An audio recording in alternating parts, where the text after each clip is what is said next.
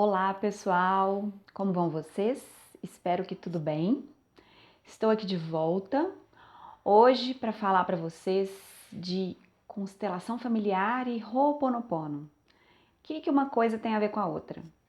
Talvez você provavelmente saiba bastante sobre Ho'oponopono, conheça o que é, né? Já pratique até, e talvez nunca tenha ouvido falar de constelação familiar. Ou vice-versa, né? Talvez você conheça só constelação familiar e nunca tenha ouvido falar de Ho'oponopono, só ouviu falar, mas não sabe bem o que é. E aí, eu queria fazer esse vídeo porque eu conheci o Ho'oponopono já faz um tempo, e aí eu sempre soube, né, de constelação familiar, porque, enfim, eu sou psicóloga, então é algo que a gente fica sabendo, apesar de não ser algo que você vê na faculdade, né, e até meio excluído, assim, digamos assim, do meio acadêmico. Mas aí, né, a vida foi me levando, as coisas foram se encontrando, e aí de repente eu me vejo totalmente imersa, assim, na constelação familiar, atuando diante disso, atuando com isso, lendo muito, estudando muito. E quando eu me percebi, eu notei que, puxa vida, isso tem tudo a ver com Ho'oponopono. E aí por quê, né? O que tem uma coisa a ver com a outra? Em alguns vídeos meus eu já tenho falado, ou às vezes mesmo respondendo algumas dúvidas, eu já tenho citado a constelação familiar para algumas pessoas e eu acho que já até fiz isso em alguns vídeos. Já tenho escrito artigos falando um pouco sobre isso e ainda não tinha feito o link aí com o Ho'oponopono. E eu acho que é a hora assim da gente ver como que esses dois métodos vindo de lugares completamente diferentes podem ter em sua essência muitas coisas parecidas, né? Mas eu quero ressaltar a principal delas, que ao meu ver é a que mais importa, né? A postura. A postura é algo que é em comum no que o Ho'oponopono espera de alguém e o que a constelação familiar também espera de alguém. Mas então, o que é a constelação familiar rapidamente, né, para vocês entenderem? Ela é uma abordagem, é um método, né, uma metodologia que foi desenvolvida principalmente pelo Bert Hellinger. O Bert Hellinger é um cara muito estudioso e ele tem uma história de vida sensacional. Ele passou por muitas coisas assim na Alemanha e passou por aquela época do nazismo, ele já foi padre, então ele tem uma história muito interessante assim, do processo de vida, a construção de vida dele, como ele chegou também na constelação familiar. É um cara de uma sabedoria, assim, uma humildade impressionante. Assim, se você assiste algum vídeo dele aí no YouTube, dá para perceber isso. E nos livros dele também isso fica muito claro. Às vezes a pessoa escuta falar de constelação familiar, escuta alguma lei, né, como a gente chama, ou outra, e acha que o Bert Hellinger é um cara super machista, que prioriza o patriarcado, e aí você logo vê que essa pessoa não entendeu o Bert Hellinger, ela não leu, ou ela não, enfim, ela não estudou realmente a essência ali do que é a constelação familiar e de como ela se constrói. Mas ela é baseada, então, em 3 leis, né, que o Hellinger chama das ordens do amor. Essas leis, elas existem. É como a lei da gravidade, né? Existe. Se eu acreditar nela ou não, não faz diferença. O Hélio Couto até gosta muito de dar esse exemplo também em relação à visão quântica, à mecânica quântica, né? Eu não desconhecer as leis não faça com que elas desapareçam. Eu posso não conhecer, mas eu estou sujeito a elas do mesmo jeito. E essas leis que o Hellinger ele observou diante de todo o trabalho dele, daí formulou, né? Ele estruturou essa teoria. São então as leis de equilíbrio, pertencimento e ordem. Essas leis, elas vão estar, ela é um pano de fundo assim para todos os relacionamentos, né? Os relacionamentos entre as pessoas, na família, ela é o pano de fundo, né? Nós vivemos sob essas leis. Então, o que essas leis dizem? Então, primeiro, a lei do pertencimento, basicamente, ela vai dizer que todo mundo precisa pertencer. E isso, né? Nós pertencemos a algum grupo, a uma família, e quando você pertence, você está sujeito também às leis daquele grupo a qual você pertence, né? Então, quando que eu infrinjo essa lei, eu vou contra uma desordem, como eles chamam, né? A desordem vai acontecer quando eu excluo alguma coisa ou alguém do sistema, do meu sistema familiar ou do meu grupo. E isso não fica impune. Não fica impune porque nós somos regidos por uma lei maior, uma consciência maior, que é como ele chama, né? Talvez a gente possa pensar que é o todo, né? Que é uma consciência maior, a alma, a grande alma. A gente pode dar o nome que a gente quiser. Mas o fato é que existe uma consciência maior por trás de nós que nos guia e que determina que essas leis precisam estar atuantes. Então, se há uma desordem, o sistema vai fazer com que isso volte à ordem. E para isso, muitas vezes, é que vão surgir alguns conflitos, crises, sintomas. Elas surgem porque muitas vezes há uma desordem e ela precisa ser vista. Então, tudo que é excluído precisa voltar para o sistema e muitas vezes volta de uma forma caótica para que o sistema perceba aquilo que foi feito e inclua de novo aquela situação ou pessoa, né, no sistema novamente. A outra lei é a lei da hierarquia ou da ordem, que basicamente vai dizer que quem vem antes tem precedência no sistema. E ponto, né? Então, os nossos pais têm precedência sobre nós, os filhos, e nós temos precedência sobre os filhos que teremos, né? A ordem, ela existe dentro de uma família. Então, os avós vêm antes, né? Antes dos avós, os bisavós, e assim vai. Toda a minha ancestralidade que vem antes de mim, até chegar em mim, então, ou seja, eu sou um trenzinho pequenininho, porque antes de mim teve uma renca de pessoas que têm mais importância do que eu. E quem vem depois de mim, então eu vou ter prioridade no sistema. Também a ordem entre os irmãos. Então, o primeiro irmão é o filho mais velho, ele veio primeiro no sistema. Então, sim, ele tem prioridade diante do segundo, do terceiro e assim vai. Como que acontece a desordem? Quando eu inverto de alguma forma, essa hierarquia. Então, quando que isso acontece? Sistemicamente, né, a gente já estuda bastante isso com esse olhar de quando os filhos cuidam dos pais, mas não quando os pais são idosos, né? Mesmo isso pode trazer repercussões se não for feito com a postura adequada, né? Mas jovens, crianças, né, quando a criança acha que ela precisa cuidar de um pai por conta de algum problema, alguma questão na família, e isso é muito comum, né? Aí as crianças fazem sintomas, porque essa ordem está invertida. Então, os pais, eles ficam como crianças e os filhos ficam como os adultos da história, né? Também acontece a falta de ordem quando um irmão mais novo quer tomar o lugar do irmão mais velho, quer cuidar de tudo, né? Enfim, quer ter a prioridade no sistema. E assim vai. Então, essa é a desordem. Eu sei que milhares de perguntas vão surgir, mas acho que a ideia é essa e aos poucos a gente vai falando um pouco mais sobre isso. Aqui é mais para dar uma ideia e falar do Ho'oponopono. Então, temos a última lei aí, que é a lei do equilíbrio. Onde existe ordem, não existe equilíbrio.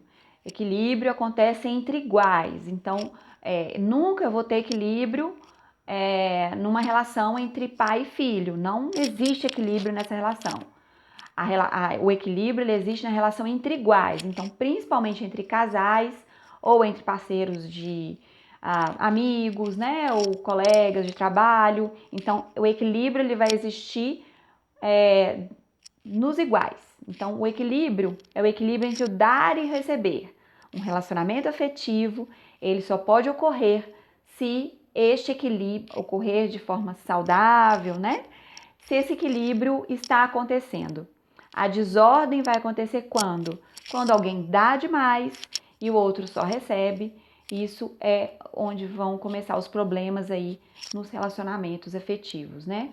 Onde tem um que só recebe, o outro só doa, e aqui mesmo aquele que dá às vezes não quer receber porque ele fica numa posição superior e por aí vai. E aí o que acontece? A pessoa tem uma questão, às vezes ela tem um problema que se repete muito na família, ou um sintoma mais grave, ou algo que já fez terapia durante anos e não consegue resolver. E aí ela vai procurar uma pessoa que possa constelar o problema dela. Então ela procura um facilitador em constelação familiar para tentar entender não, para perceber, ver, vivenciar no campo, né, que é como a gente chama na constelação, o que pode estar acontecendo ali naquele conflito, naquela crise, enfim, qual é a desordem que pode estar acontecendo ali. Então, o campo que é chamado na constelação é nada mais, nada menos que o campo morfogenético, né, que foi estudada pelo Hubert Sheldrake. Tem até um livro que o Hélio Couto até indica bastante, que chama O Campo, e é onde que esse campo é um campo estudado, né? Já foi feito estudos com animais, enfim. E aí a constelação meio que se baseia nesse campo morfogenético também para conseguir as informações do seu sistema familiar. O fato que os mortos, eles não estão mortos, assim, eles estão vivos no nosso sistema familiar. Então, às vezes, uma coisa que aconteceu numa geração anterior, mesmo às vezes até 4 gerações atrás, eu posso estar sofrendo influências se foi uma desordem muito grave. Então, o sistema ele vai buscar o equilíbrio, restabelecer a ordem novamente e vai precisar de quantas gerações forem preciso para que isso ocorra, né? Então, a gente é muito influenciado pela ancestralidade, por toda essa consciência do sistema. E aí, onde que o Ho'oponopono entra nisso? Bom, o Ho'oponopono, ele limpa as memórias com os nossos ancestrais também. Né? Ele também diz dessa influência da ancestralidade em nós e nas nossas memórias. A ideia principal do Ho'oponopono é o quê? A forma como eu ajo, a forma como eu atuo diante da vida, são memórias. Então eu preciso fazer o quê? Limpar essas memórias para eu chegar à minha essência, né? Eu perceber quem eu sou realmente e agir conforme a minha essência. Na constelação, entrar em contato com o meu ser e perceber o que está em desordem é também me trazer de volta a minha alma, o meu ser, para o centro, né? Para aquilo que a minha alma deseja de mim. E muitas vezes eu fico me guiando pelo que o outro diz ou pelo que a cultura diz e a minha alma ela sabe o que eu preciso. Só que eu não consigo me conectar com ela por conta de um monte de crenças e às vezes emaranhados mesmo na família. Então tem isso de similar. A gente, né, para o Ho'oponopono são memórias e para a constelação são emaranhados, né? Mas o que é o principal, né? Como eu falei lá no começo, que as duas têm em comum? A postura. A postura é o quê? Não é só eu dizer 4 frases que vai fazer com que tudo fique bem. E nem é só eu ir lá e constelar o meu problema e aí falar, beleza, agora eu entendi, né? Racionalmente, mentalmente, que aquilo aconteceu por conta disso. Ou que, porque a minha avó foi excluída da família, ou porque ela morreu no parque, aí ninguém quis se lembrar disso, que foi muito trágico, e agora eu fico fazendo esses sintomas para dar lugar à minha avó novamente, enfim. E aí você entende racionalmente, só que se você não aceita aquilo que foi excluído, concorda com aquilo e realmente dentro do seu coração você abre o seu coração para aquela questão entrar, e para você mudar de postura diante do sistema, não adianta, eu posso fazer 1000 constelações e as coisas continuarem a mesma coisa. E o Ho'oponopono não é diferente. Eu posso falar as 4 frases o dia inteiro, 24 horas por dia, todos os dias da semana, e nada mudar na minha vida. Por quê? Porque não é repetir mecanicamente, não é o entendimento racional, não é saber como funciona. Eu preciso colocar dentro do meu coração. Então, essa é a grande questão. Essa é a postura que exige o Ho'oponopono e que exige a constelação. O Hellinger mesmo fala que a gente faz uma constelação na vida, se preciso, porque se eu compreender, se eu tiver a postura, nem constelar eu não preciso. Então, muitas vezes tudo bem, talvez eu precise constelar mais vezes, mas a mudança está na postura. Na postura de eu sei qual é o meu lugar no mundo, eu estou no meu lugar, então eu sei qual é eu estou respeitando as ordens do amor, eu estou conseguindo trazer um equilíbrio no meu relacionamento, eu estou respeitando o outro, eu estou concordando com o destino dos meus antepassados, eu estou tomando aquilo que os meus pais me deram e fazendo disso o melhor que eu posso. E isso também é Ho'oponopono. Né? Então, eu vejo assim, é muito bacana, porque o Ho'oponopono praticado de coração, né, aberto, ele nos ajuda a ter essa postura e a trazer as ordens do amor para o nosso sistema. Porque se eu me pego julgando alguém ou alguma coisa, criticando, reclamando, me lamentando, me queixando, e eu percebo isso, eu posso fazer o Ho'oponopono e ao mesmo tempo começar a perceber, né, de que lugar eu tô vivendo aquilo. É do meu lugar? Será que tem algo no meu sistema que também está fora do lugar e eu tô sentindo, tô captando isso, tô de alguma forma querendo dar lugar a isso no meu sistema? Você começa a estar mais perceptivo para você, a perceber o que sua alma quer de verdade. E isso é se conectar de novo com o nosso ser, com quem a gente é. E então, eu acho que as duas também têm um casamento perfeito, que pode dar muito certo se a gente conseguir abrir o nosso coração e realmente fazer a mudança que precisa ser feita, adotar a postura que eu preciso adotar. Em cada lugar eu preciso ter uma postura.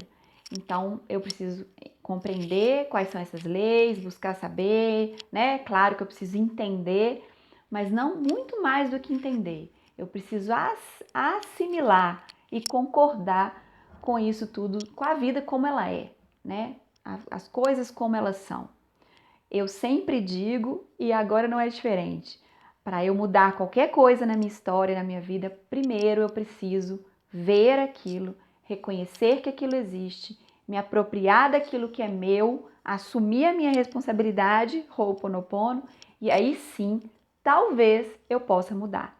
Mas esse não é o objetivo principal. O objetivo principal é estar em paz com aquilo que a minha alma quer. Né? E concordar com o meu destino e com aquilo que é, e isso não quer dizer ser passivo, muito pelo contrário. Basicamente, é a ação da não ação que o Lao-Tse colocou pra gente lá naquela maravilha daquele livro dele.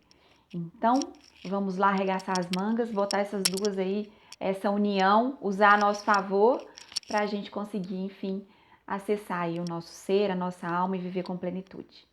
Esse é o meu recado, demorei até muito para dizer, mas espero que tenha ficado um pouco mais claro o que eu sinto aí da semelhança das duas, e aos poucos a gente vai falando mais disso, tá bom? Se tem alguma dúvida, algum comentário, alguma sugestão, pode deixar aí nos comentários que a gente vai falando, a gente vai conversando sobre tudo, ok? Um beijo e até o próximo vídeo. Tchau, tchau!